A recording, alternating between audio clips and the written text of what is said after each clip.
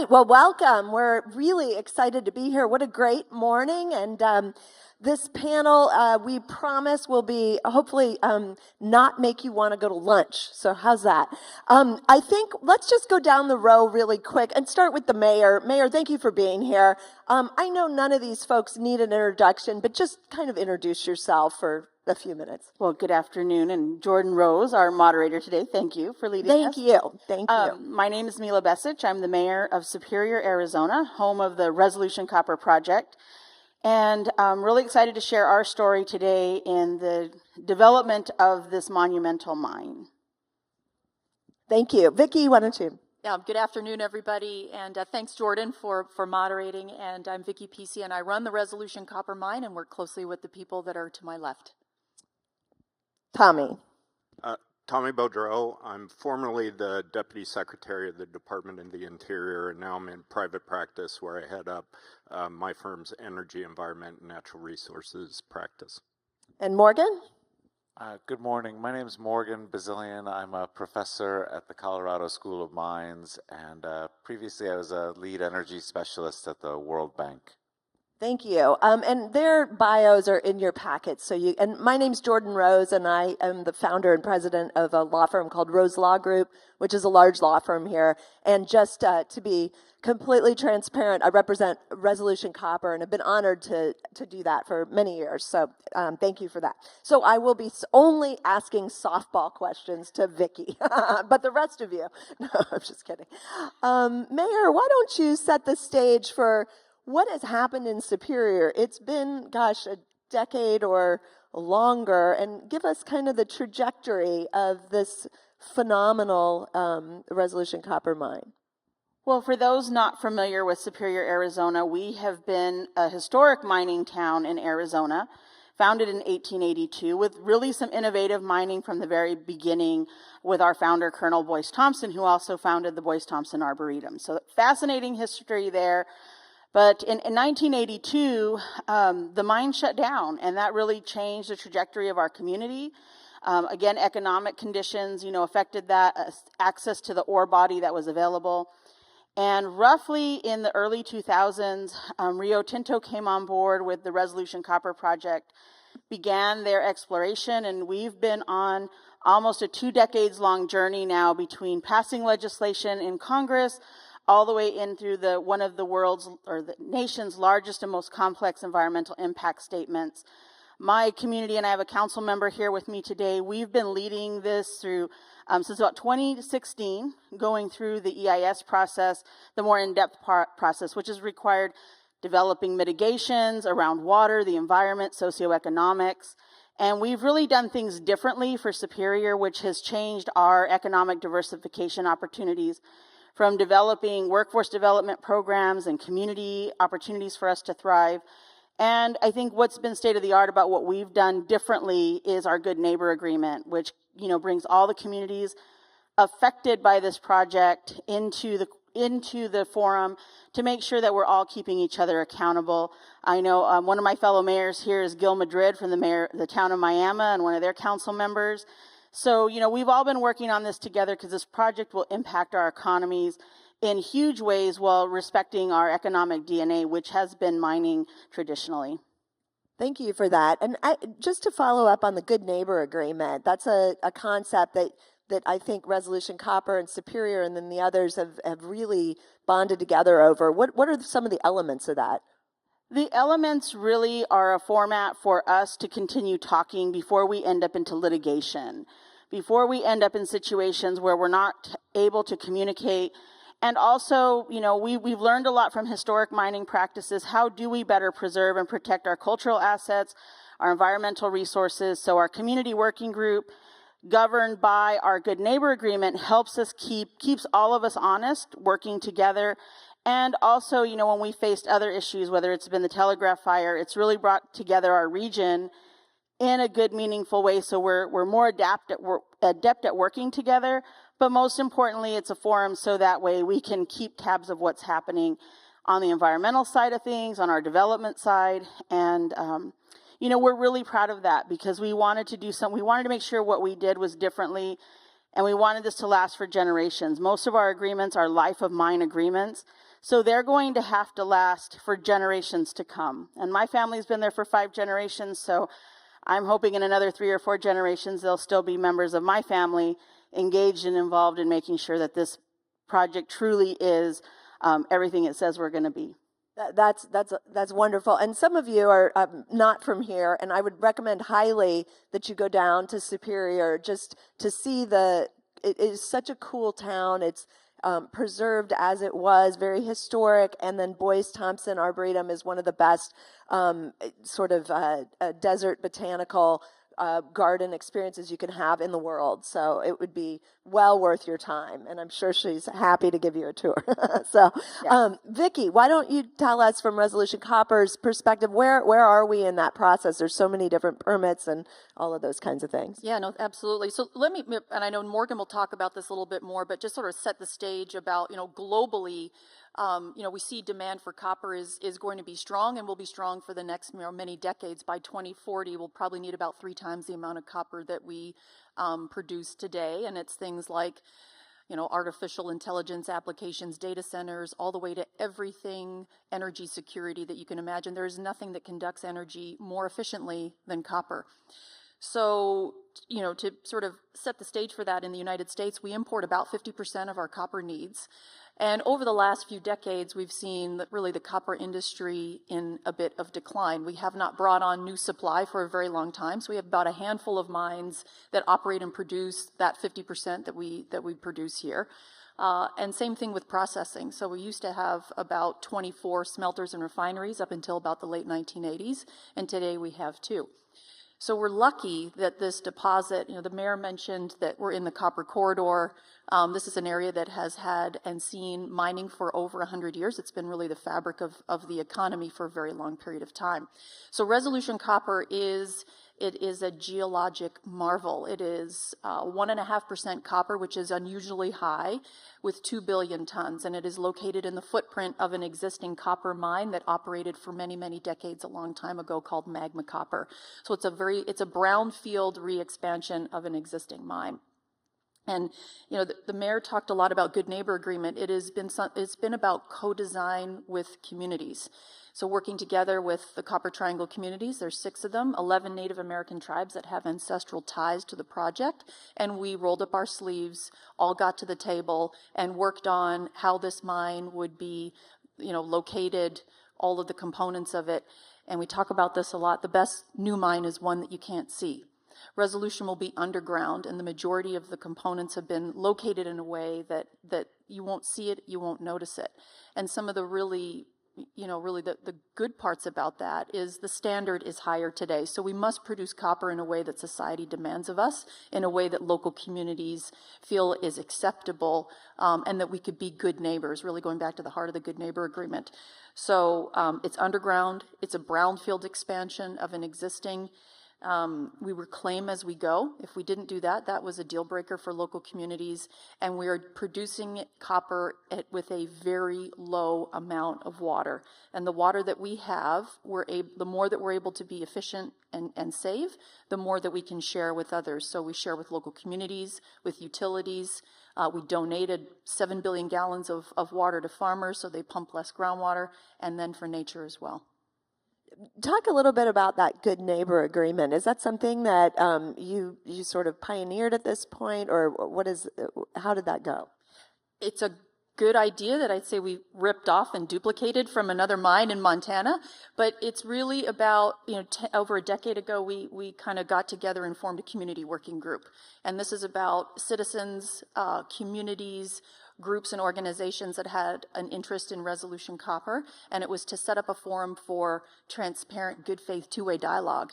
It is really how we co-designed the mine. We did it over a decade, and so the Good Neighbor Agreement is just formalizing that good faith approach in a life of mine agreement to make sure that we're both working together. And we talk about resolution issues, we talk about non-resolution issues, but we're all neighbors. We all work together for really the greater good, so everybody wins. And just to add to that, is this on? Jordan, when we're talking about tailings and we're talking about water, that Good Neighbor Agreement and that community working group is really what helped us to establish really good values and values-based, and kind of like a family discussion. I mean, we had some tough conversations with all of our peers at the table, and there's always been room for opposition groups to sit at that community working group table. So I think this is really proof that good business can happen, and for a small town like Superior, we don't have a tremendous amount of resources. We don't have a tremendous amount of policy advisors. So we had to do the work to get involved with the environmental impact statement, understand what that meant for our community, and communicate not only with the feds, but also with the company itself. So I think we've shown that there's good models that can be made to make critical mineral development in America a little bit easier if we can follow some of the models that we've done here. And before I leave both of you for a second and go to the kind of more global perspective, talk about what the economic impact is to the state of Arizona, the town of Superior. Yeah, so it's about $1 billion a year of economic impact to the state of Arizona. It is, today we have about 350 to 400 people that report to work, and that's just to keep the lights on. So you can see when we actually get into operations, construction, that those numbers quickly start to move up. So the jobs numbers are in the thousands. The economic impact is in $1 billion a year. Hundreds of millions in wages and benefits, federal income tax, county tax, but really not, the economic benefits of the taxes and the wages and the, obviously capital that goes in, but it's also about the agreements that we make and how we share the benefits broader with our local communities as well. So everything from water to economic development. So there'd be a lot more than just kind of what you see in the environmental impact statement. And that's where the environmental impact statement was so important, especially to the local economy for Superior, is that we learned Arizona's taxing structure, all of the 91 cities and towns across the state truly benefit from the economic taxes that all of our extraction industry pays. Very little of it comes back to the communities of impact. And so when we went and started evaluating that, and we had economists look at it and everything, Resolution and Rio Tinto were able to say, okay, we have to do some emergency services agreements. We have to do these economic development agreements. We have to do this, longer range planning, because for a small town like Superior, there's not a huge, we don't have a big nest egg to handle the impact that's coming our way, let alone to truly leverage this. So I really appreciate that because of the Good Neighbor Agreement, because of CWG, we had those pretty tough conversations, because this is a very new mine in our region. And so I know it's helping some of our other communities make impacts. Why are these communities have billion-dollar industries right in our backyard, yet we're kind of trying to, we don't have the same resources as our more urban partners might because of population density. Thank you for your leadership, Mayor. It's phenomenal what you've been able to accomplish so far, and the best is really yet to come. So that is exceptionally exciting. Tommy, you were in the position as the Deputy Secretary of the Interior, and now we see the new administration has come out with many executive orders, some of which I assume help the mining industry in some ways or allow for quicker permitting. Can you talk a little bit about what the latest executive orders have meant to mining or copper production? It really, as the Mayor said, it is a historic moment in time. And there's been a lot of emphasis, and Morgan's been the sort of forefront on tracking this for many decades. There's been a lot of anticipation on bringing critical minerals capacity and supply online. In the previous administration, it got a good amount of attention, and now in the current administration, in a way that is really unprecedented, the White House has put mineral development, including especially copper, front and center of federal policy. And so there's been a number of executive orders. It seems like there's a new one every day, but on March 20th, President Trump signed an executive order specifically focused on immediate actions to increase American mineral supply. And that executive order had a number of features that actually coincide with and are incredibly complementary to the Resolution Copper project. First, it actually talks about copper. And so as many of you are aware, there's always been this kind of silly discussion. I think it's silly. I think most people in this field think it's silly about, what is a critical mineral? And the fact is copper, whatever adjective you want to use about it, it's absolutely essential to the build out of our modern economy for all the reasons that Vicki talked about. And so one exciting feature of that executive order is it kind of puts that silly debate aside and says the United States needs to produce more copper. And then it also directs the agencies to prioritize particular projects. And that's where Resolution Copper, in my mind, comes in. It's been a long road, many decades, but there's no project that is as shovel-ready to start meeting the United States and global demand on copper than Resolution Copper.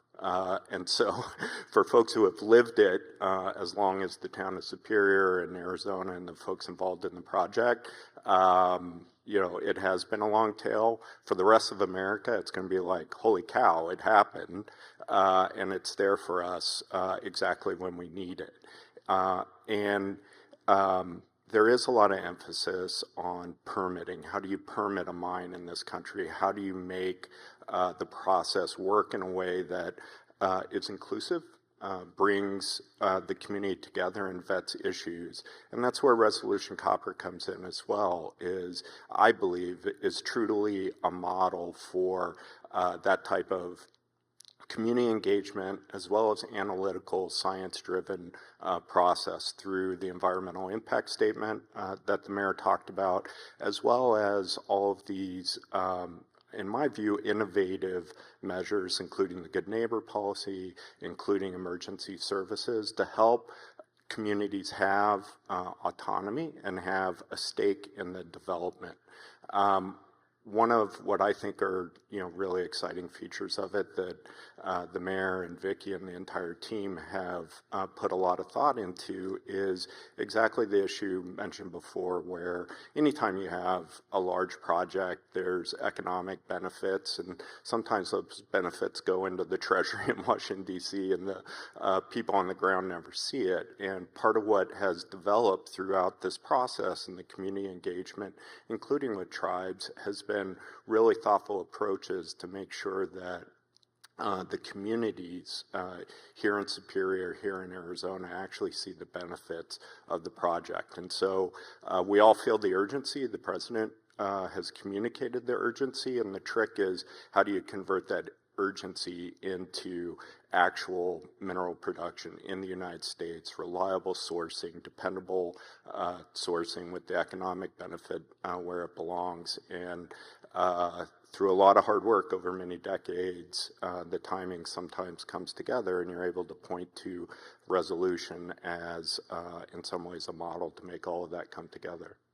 Thank you for that. And I think you said this is the most shovel-ready project in America right now. Is that accurate? Yeah, and you won't see the shovels, but there will be shovels. Shovel hidden ready. Yeah. Tommy's been down 7,000 feet, so he knows we just point the jumbo and we're ready to go. That's great. So what does that what does that mean as compared to other projects that are pending permitting around the country, or what are your thoughts on that? So this is, and again, as somebody who has been involved in these issues for a long time, that's always part of the conversation, is this recognized need for all the reasons Vicki and the mayor talked about, that we need these materials, and we need them online as quickly as possible for lots of reasons, including the geopolitical reasons that Morgan will talk about. And then the question is, how do you make it happen? And these types of projects do take many, many years to bring online. And so the fact that resolution is there to demonstrate to the American people and the world that this can actually happen, we can actually do these things, is a really momentous occasion. And that's because much mining is done out of the country, just as Vicki said. What did you say, 50% of our copper is imported right now? That's correct, yeah. And big copper deposits like this are really, this increasing copper supply on the kind of scale and scope that we're talking about with resolution copper is a multi-decade endeavor. So we talked about $1 billion a year to Arizona's economy. It is over 60 plus years. And then the front end of that, there's new oil supply maybe can bring on in months to a few years. Copper just takes a little bit longer, but we're ready. We're ready to do it fast, and we're very excited about it. Well, thank you for that, and thank you, Tommy, for the context. Morgan, why don't you talk a little bit? You've been studying supply, demand, need for copper in our country and the global economy for decades. Can you talk to that with resolution? Yeah, sure. Thanks very much for having me. It's a pleasure to be on the panel. So I'll just start where Tommy left off there, which is it's a once in a millennia inflection point for the mining industry writ large globally. And what I mean by that is that as one of our oldest industries, humankind's oldest industries, it's been demonized for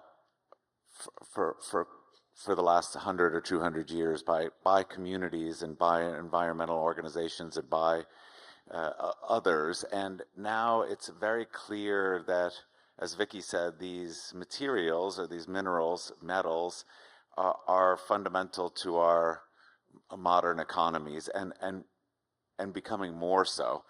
And so changing that narrative from mining as a dirty industry to one that is going to supply a affordable and clean and modern and robust and vibrant economy is the key inflection point, and then everything else can fall from there. And if you think of mining, we can talk about the global down to the very, very local. And so at the global level, right now, at least in the United States, the ongoing economic trade war between the United States and especially China, even though now we sort of have a trade war with everyone.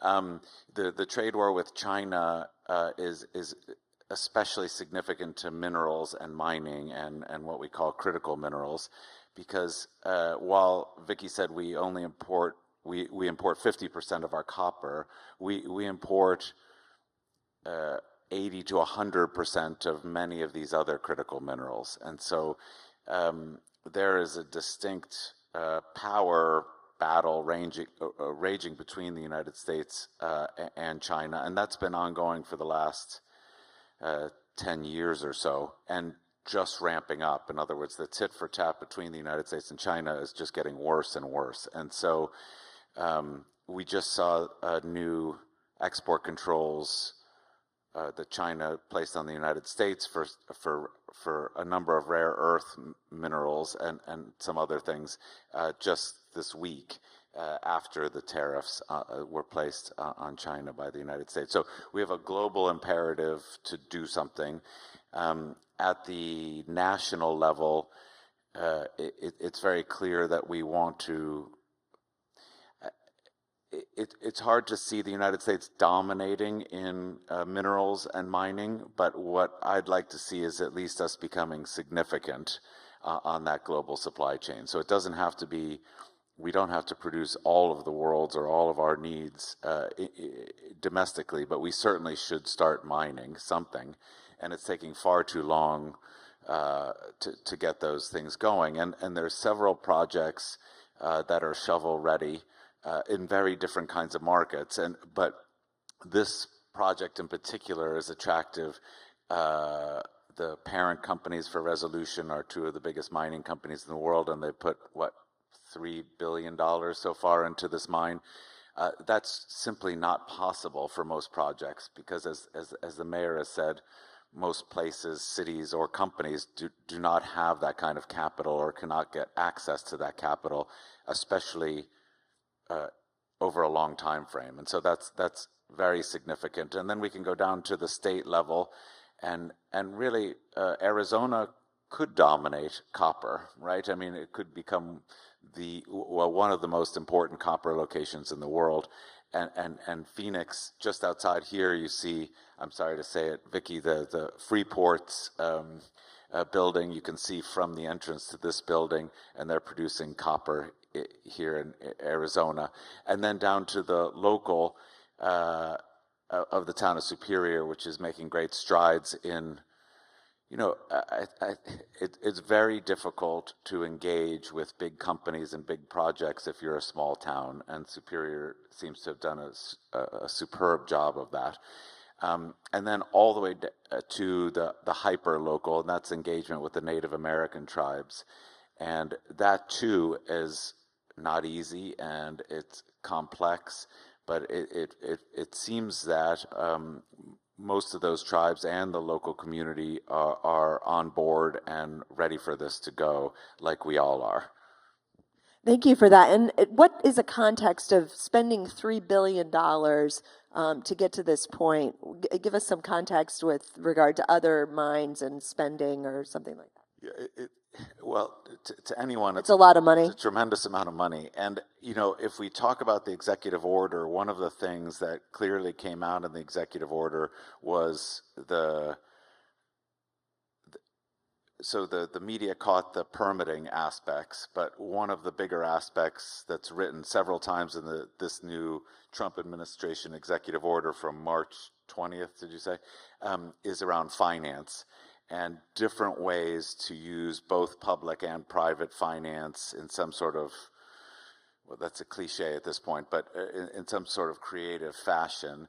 And so you see organizations not typically mentioned in mining, domestic mining, like something called the DFC, the Development Finance Corporation, which is actually set up to fund things internationally, as well as something called the Exim Bank, which is also was set up originally to look at international things that now we're turning domestically.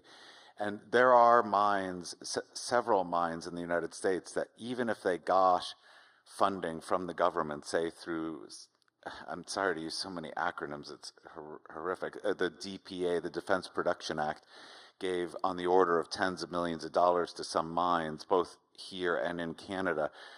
But if you don't have either an enormous and strong balance sheet, you have to have financing that is a offtake agreement, so a demand side, like where's your product going to go? Do you have any faith in the market to price these things? And so that's been a huge problem for a lot of the markets that are mining smaller minerals and metals, like these rare earths. And copper is lucky in that the market is fairly transparent and we can see the price. The price over the last week has been absolutely crazy for reasons we can go into around tariffs and Chinese buying and limits on processing and smelting and all kinds of stuff. But look, financing is one of, or the biggest hurdle, because keep in mind, the money that goes into these things is global, right? So it's fungible. It can float to different parts of the map. It doesn't need to go to the United States or somewhere else. And if you have a fungible commodity and they're funding and they're looking around and saying, well, this industry is going to take me 3 decades before I'm producing revenue, why on earth would I go into it? I'll just come back to it in 3 decades. But that's not how the mining industry works. And so there's this very difficult gap that really only the huge majors can have that patience. But even they don't have endless patience with that capital because their shareholders won't let them. And so that's even more reason to make sure this quickly. That's fascinating. Vicki, could you talk a little bit about the patience that your company and the other companies involved have shown and how that works and how a balance sheet is possible to fund such a project? Yeah, look, anytime you're bringing on something of this scale and magnitude, you just have to have the patience because it takes a long time to make sure, right? We have 6 local communities on our doorstep, 11 Native American tribes, we cover 2 counties. There's a lot of stakeholders that have something to say about this, and we truly did want to take no cutting corners, this co-design approach where everybody got to the table and everybody got to look in and see and help us, where are we going to put power lines? Where are we going to put processing facilities? How is the impacts of the mine? Should we mine all deposits? Should we not mine some of it? Should we, what are the important features around the area, and where are other alternatives that we can place facilities? We did 60,000 acres of detailed 100% landscape level surveys. So we understood all the locations of seeps and springs, medicinal plants, recreational facilities, important geologic features, and ancestral sites. So evidence of the past left behind by, modern day tribes. And with that level of data, then we could have true, transparent, informed decision-making by local communities, by tribes, and we can all feel good about where certain facilities have been located. So that just takes time, and it has to take time. It has to be genuine, authentic, transparent, and everybody has to be bought into it. So that's, obviously just the way things go. With large companies like Rio Tinto and BHP, I echo what Morgan said.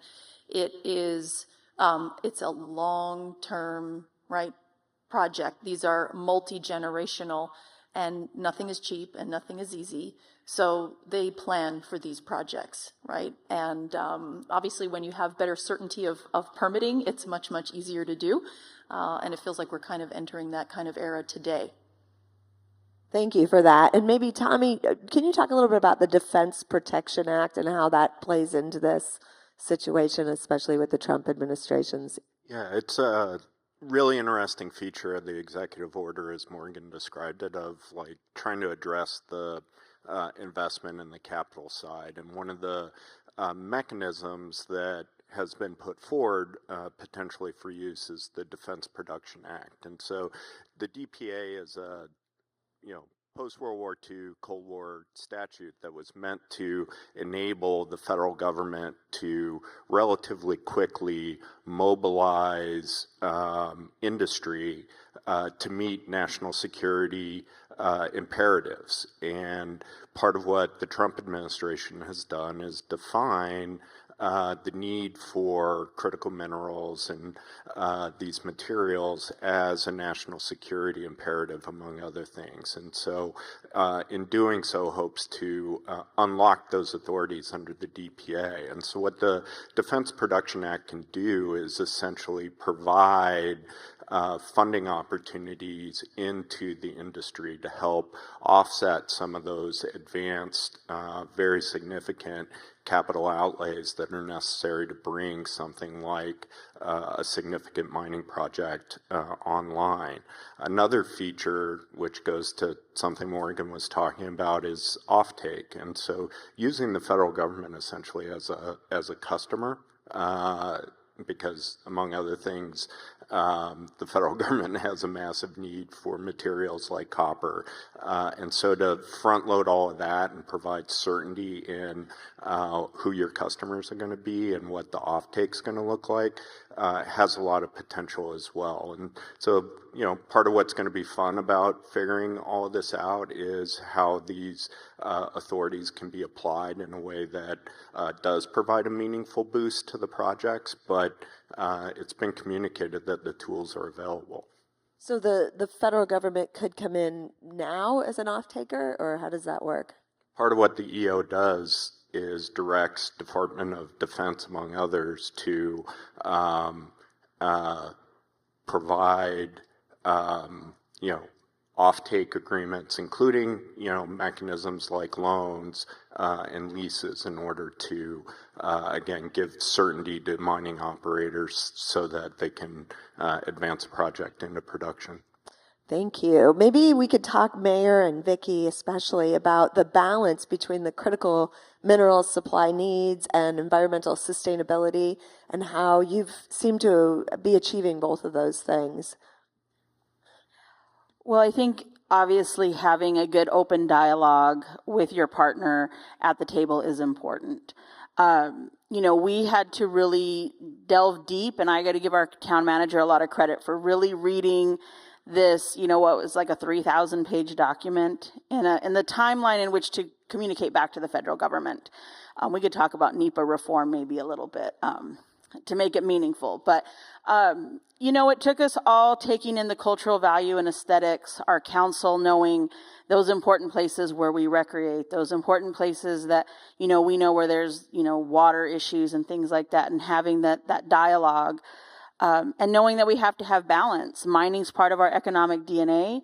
Growing up in Superior and understanding the magnitude of this particular ore deposit, I tell our youth that, you know, you remember the minerals coming from our communities is what runs the world. The world doesn't run without, you know, the hard workers of Superior and Globe and Miami that are there working to bring these minerals to life. And we have to protect that and also embrace innovative technologies, because there's always going to probably be some critical minerals that we're going to have to access.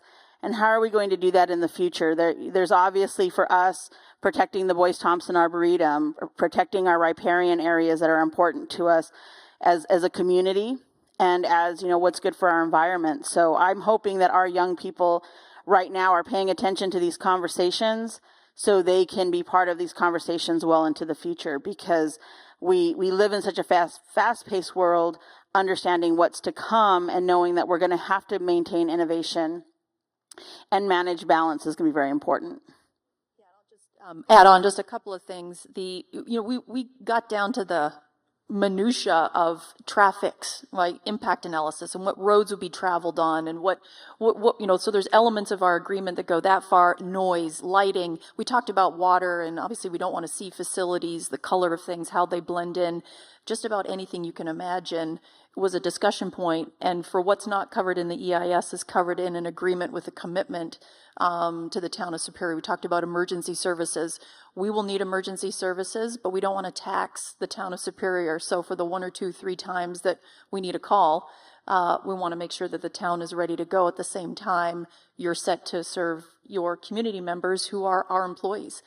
We talked about the 350 to 400 people that report to work on a daily basis. About 90% live in what we call the local area, from the San Carlos Apache tribe to the town of Superior and the other communities in between.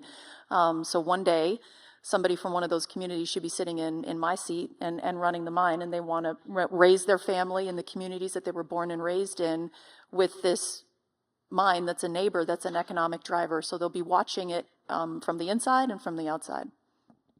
Thank you for that. Can you talk a little bit about the innovation that you're going to use in the mine? Yeah, and maybe I'll start with the first thing is, technology is really key, and it's about pulling every bit of value you can out of this ore body, but also doing so in a way that keeps everybody safe and healthy, including the workforce, contractors, and the community. So a couple of things. We talked about critical minerals earlier. Obviously this is a big copper deposit, but there's about a dozen critical mineral co-products that can be pulled out of this deposit. And we can do that because the operator of Resolution Rio Tinto has one of the last 2 operating smelters and refineries left in our neighboring state of Utah. So the way that critical mineral co-products, they're not mined in their own right, but things like indium and gallium and germanium, talking about export bans from other countries, we have those in our deposit and we can pull them out on those downstream processes. Rhenium, there's so many. So I think the science, the technology about pulling every bit of value that you can out of this deposit is an amazing, universities and lots of partners to do that. So technology is we're able to employ the best of the best because of our partners and suppliers, but it is everything from automation, which isn't about replacing jobs, it's about better jobs. So your kids or my kids, all of our kids actually who are gamers today have that really amazing hand-eye coordination. Well, they could be our future operators of equipment 7,000 feet below the ground, but sitting in an air-conditioned control room on the surface. I was wondering what my kids were going to do. So. We should test them out. I think they would be very good at it. They're amazing what they can do. The other thing, we're talking about data and machine learning, the way that the human brain, all the amount of geologic data underground and how you can predict the conditions underground before you get there. And how all the components of the rock interact, we can't comprehend that. But in machine learning, you can do that. So you can do these predictions on what type of geology that you're going to encounter before you get there, and it literally pops out at you. And that's about being safe. That's about knowing what's coming. And of course, we have, Wi-Fi all the way down to the bottom as well. So we're able to instrument all of that, all the way to electrical safety and, remote racking of breakers in and out of big electrical panels. There's just so much innovation and technology that is the look and feel of this mine won't be like anything you've ever seen. So what about the workforce? What are you doing with that? And Mayor, you can certainly comment. It's partners, the local schools, the technical colleges, the universities, everybody is going to be helping us with this. We have an apprentice program. We will have to build the workforce ourselves, and we have been doing that over the last couple of decades. It'll be, lots of engineers, lots of journeyman electricians, journeyman mechanics, instrument techs, welders, and there is a large amount of people with a high amount of unemployment in the local area that just want that chance and just want that opportunity. We did so we have that apprentice program. It's been baked in, and we're able to rapidly bring on that new skill very quickly. Plus, we do have lots of operations across the United States, so we already have that skill set in other states that we can bring in to help us out a little bit. But really it's today, and some of the kids that you used to babysit 10, 15 years ago graduated high school, and today they're running the mine, right? They're supervisors, superintendents. So if you put the effort in and give people a chance, they can do it. She's a good babysitter, I would imagine. Well, I can actually say, I think one of the moments where we can identify success for Superior and the magnitude of this project was I'm seeing the peers of my children who graduated, just in the last 5 or 6 years, well, almost 10 years ago now. It's hard to believe how much time has passed.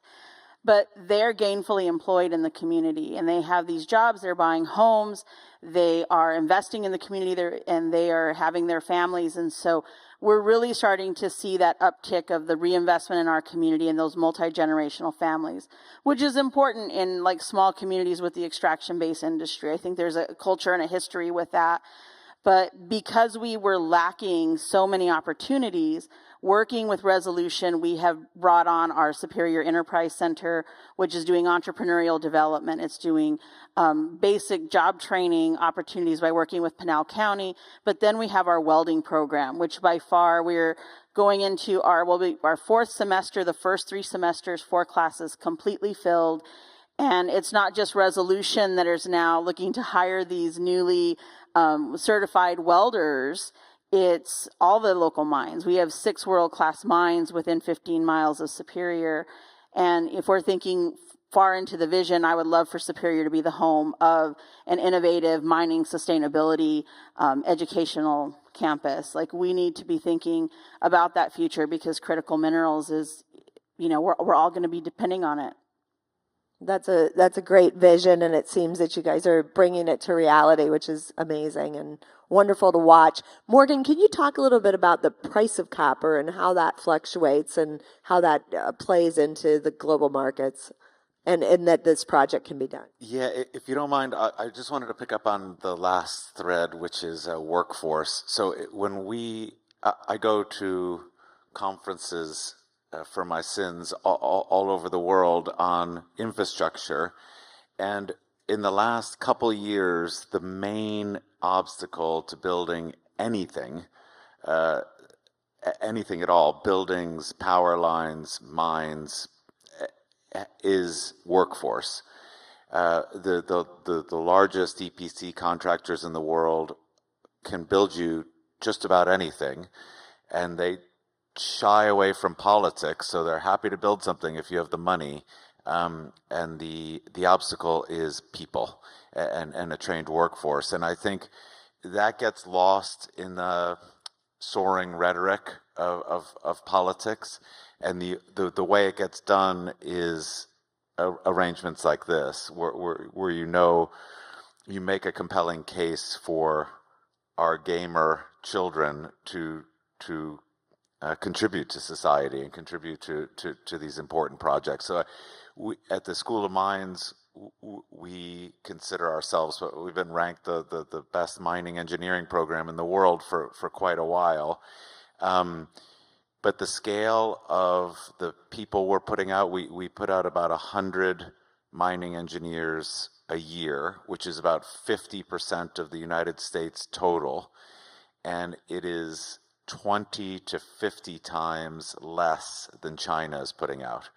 And so if you pay attention to these political whims and narratives in DC about abundance and building a lot of things, that will remain the largest obstacle. So seeing dedicated real programs on specific skill sets is exactly the way to do it.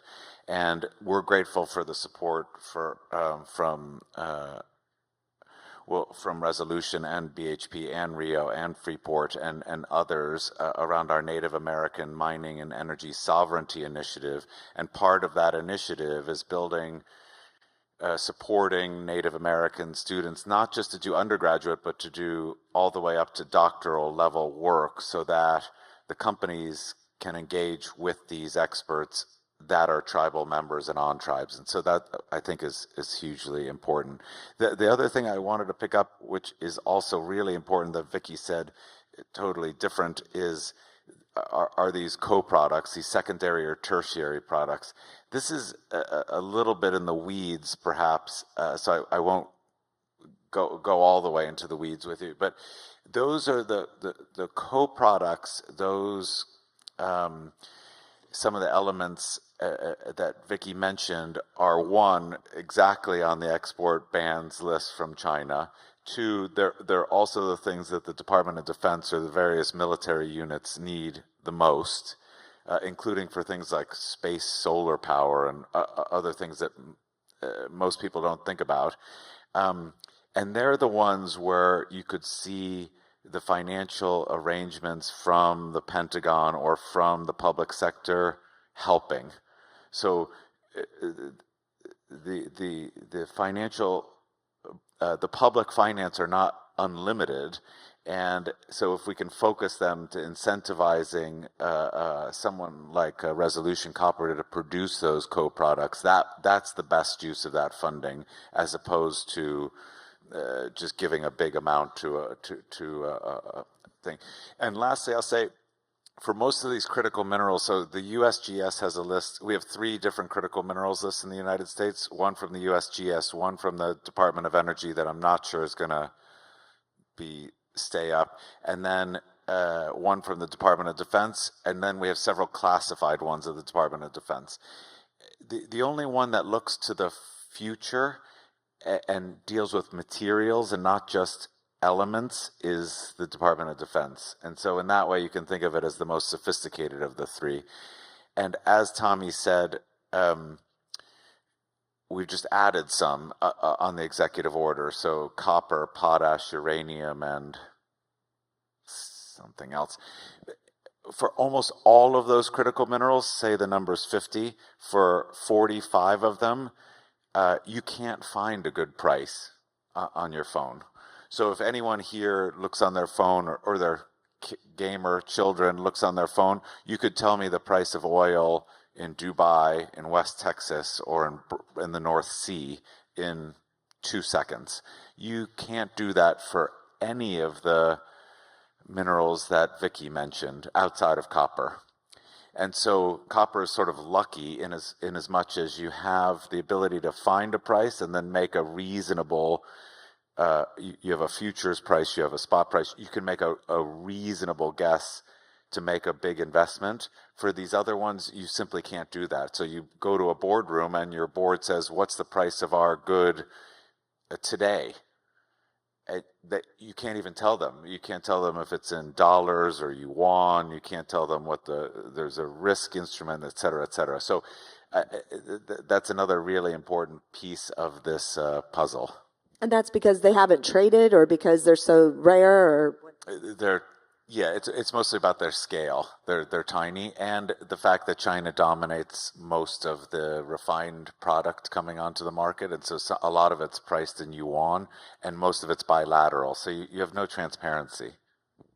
Interesting. Okay, so we only have about 5 more minutes, and I'd like to talk a little bit about the relationships that you've made and been able to sustain with the Native American communities and how you've worked with them, maybe Vicki and Mayor and anybody who wants to jump in about that since it's so important. Yeah, and I think would appreciate the mayor's thoughts on this because she has been so helpful, and actually so has Morgan and so has Tommy in helping us develop those relationships. It's been more than a decade, really, of developing relationships. There are 11 Native American tribes with ancestral ties to the area, and it has been a bit slow, but opening our doors, letting everybody in. Everybody has a seat at the table to shape what this project will look like. And it really started with the United States Forest Service. I have to give them quite a bit of credit at the beginning because they do lots of projects on the Tonto National Forest. They have relationships with tribes that span beyond Resolution Copper, and they're very important to them. And so they, by their good grace, introduced us to the 11 Native American tribes that they normally consult with. And through the EIS process, we got to know each other. We got to listen to them. We got to step into their shoes and sort of see the issues through their eyes. And likewise, they were able to do the same with us. And so this co-design process really came about with something that was called the Tribal Monitor Program. Now, it's not a great name for it, but whenever we were faced with looking at putting facilities in different locations, right? We went 200 miles around the project, look at 30 different locations for different facilities. We whittled it down to 5. Then it was time to do this very detailed 100% survey on the ground to know what it was that we would be impacting and what we needed to avoid. And that's when the tribe said, well, we'll help you with that. And they worked alongside, the tribes picked people from their community to work alongside us, and they gathered the data from their perspective, and then they were able to form connections actually with their elders to talk about what they saw, their adventures, the fun they had. I mean, it was more than just a boring archaeology report. It was something that was very meaningful, and the elders couldn't get on the ground, but their people were their eyes and ears, and so then they were able to provide feedback to the United States Forest Service and us, and then we were able to make meaningful change. And really, it was the collective voice of the local communities plus the tribes that drove significant change to the project plan. And then after we got through that, then we got to talk about the good stuff, which is the mitigation measures and the benefits. And so there are, very similar to what we have with the town and local communities, tribes wanted support for cultural preservation projects, for employment, for youth opportunities, and for education. So we were able to work on those, and one of them was the Emery Oak program. So Emery Oak is an important cultural species. It's a tree in the Western Apache culture. And for many years, it's been in decline, mostly in forest because of poor management practices associated with overgrazing. So we have these very old trees that are 100 and 150 years old and no young ones coming up. And so they're not very sustainable groves. So we've been working with those tribes for 5 years now to restore the groves so they're around for generations to come. So it's just been a great experience. And today we co-manage our private land with Native American tribes. Just like we have with the local communities, we have agreements around the things that they want to work with. And it has changed the whole way that we look at mining. And just to add to that, I think the work that Resolution's done with the tribal organizations and the tribal monitoring program, it's that added checks and balances, right? We're in the flux of having the pros and cons conversation. And all of that comes with accountability on both sides, that we're all willing to be at the table and talk about what is going to matter most, knowing that we all use and benefit from critical minerals. And just last week, we had a really great sit-down meeting in Superior with several of the tribal leaders that have been part of this conversation. And it was kind of heartwarming to be there because you realize that we all went through this EIS process with our eyes on very much different subjects. But yet we all wanted what was best for our communities. And one of the tribal members coming saying, I'm so glad to hear you're okay with water because we've worried for your people and water. And so those dialogues are happening in meaningful ways that I think will be beneficial. And we've done so much work with our outdoor trails. And I think the stories of the Zuni that the Zuni tribe has shared, I would love to see us have more of that interpreted history of people who have wandered, who have had a part of our community at one point, you know, decades and decades and generations and eons ago, that those stories continue to be told. And we can do that because we have all this great research now. Thank you for that. I'm going to go down the row and just ask you a quick question. It's going to be, you have a minute left, so you have like 10 seconds to respond to the question about, you know, when you think of this project, what is the emotion or what is the feeling that you have for the future of the Resolution Copper Project in Superior, Arizona? And I will start with the mayor. We are excited, hopeful, and optimistic. We're ready to lead this project through. Ready to lead. I would echo that, but also this is about families, right? Generations of families, a generational project, keeping people in the copper corridor and rebuilding sort of the glory that used to exist in this forgotten part of rural Arizona that isn't going to be forgotten anymore. You know, in almost every conversation I have with you, Vicki, you say something like, do you know how many people we employ from there? I mean, it's just like as a matter of conversation, casual conversation, and you really live that, and that is really cool. Tommy? Yeah, I would say a model or a template or a innovative path that can really help unlock additional minds and provide people with a way to look at this. It's unwise to end a quick question to an academic, but I will say that it's Don't call me unwise. It's very easy to make soaring, high-level political rhetoric, and it's very difficult to get individual projects done and through. And so I think it's time for this one to get working. Thank you for that, and I appreciate you saying it is a once in a millennial time frame here for Resolution Copper and this historic project in Arizona. And thank you all. Thank you to the panelists. Your expertise is really wonderful, and your leadership. Thank you.